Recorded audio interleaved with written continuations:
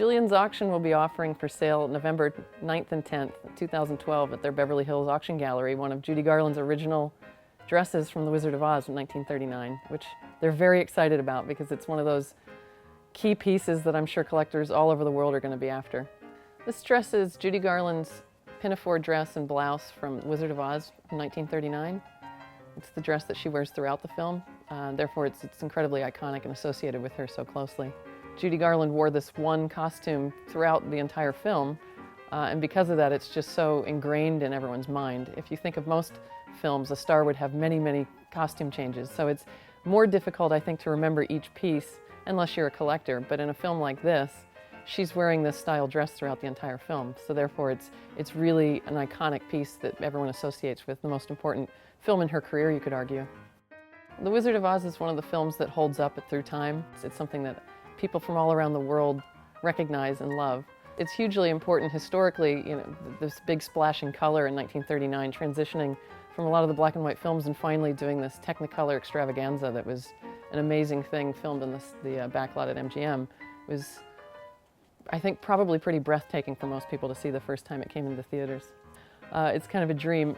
Created by Adrian, one of the most famous costume designers for MGM. This is probably one of his more famous creations, although he did work on over 250 films. This is one piece that everybody recognizes instantly.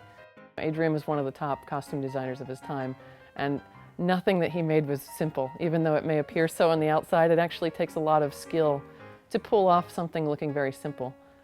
The color is really important because this was a huge undertaking to create this fantasy world in Technicolor.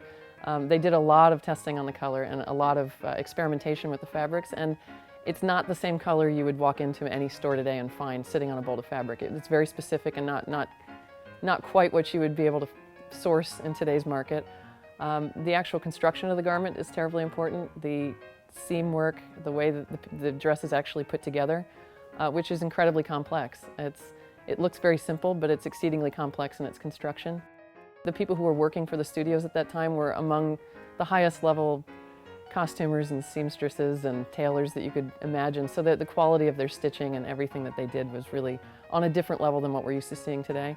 The actual materials, the types of snaps, the types of closures, the types of zippers or hooks and eyes, the types of button used. There's also a secret compartment in one of the scenes of the dresses that no one who had not actually touched one from the film would know about, so that's something that's very important to look for.